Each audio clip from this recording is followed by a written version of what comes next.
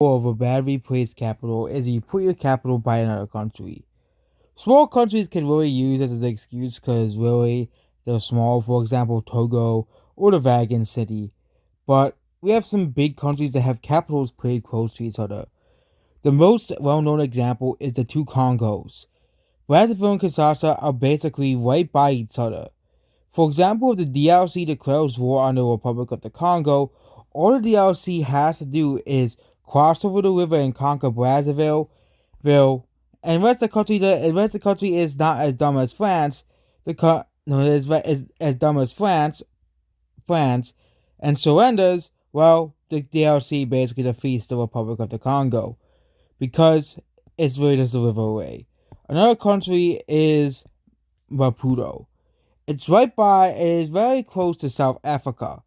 Of course, they do have to go a fair bit to get to Maputo, but South Africa is a much more powerful country than Mozambique, and it would probably easily defeat that country in an instant. And then we're going to South America. We have Paraguay's capital, Asunción.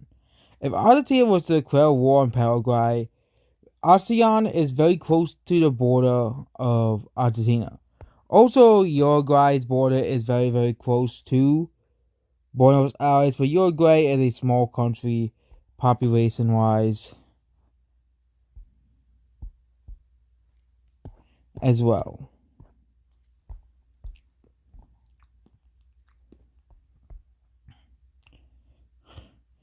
Also, the capital of Botswana is basically right by South Africa as well, which is not a good thing. Especially considering that Botswana is mostly desert, they have basically one of the only habitable areas of the country. A well-placed capital is like Addis Ababa, the capital of Ethiopia. It's in the middle of the country, where it's easily defendable and easily defendable as well. So it's very easy to defend a capital like in Ethiopia as well. Well, in Europe, you have some capitals that are pretty close to each other, mostly the Balkans. But, for example, Bratislava is at the border of Vienna, of Austria. Austria, of course, declares war on Slovakia. Bratislava is right there. Right there. It can be taken relatively quickly. But most of the European capitals are pretty well placed. They don't really have many really bad areas. Same thing with Central America and North America. But now let's go to Asia.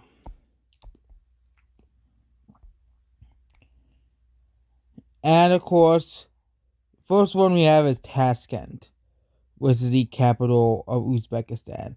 It's at the border of Kazakhstan and also borders Kyrgyzstan and Tajikistan.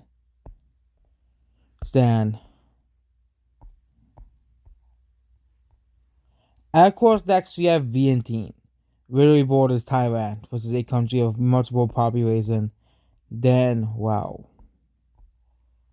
And that is it about bad capital placings. I think the best optimal area is a capital.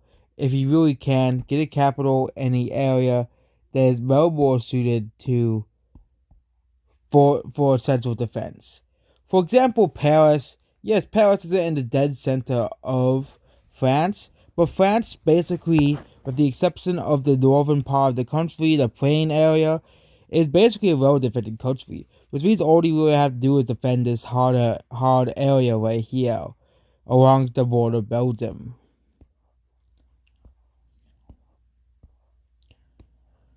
Or Moscow, which again, before the Soviet Union broke up, was intended to be was far away from most of the other countries as well. So that's it for this video. Goodbye.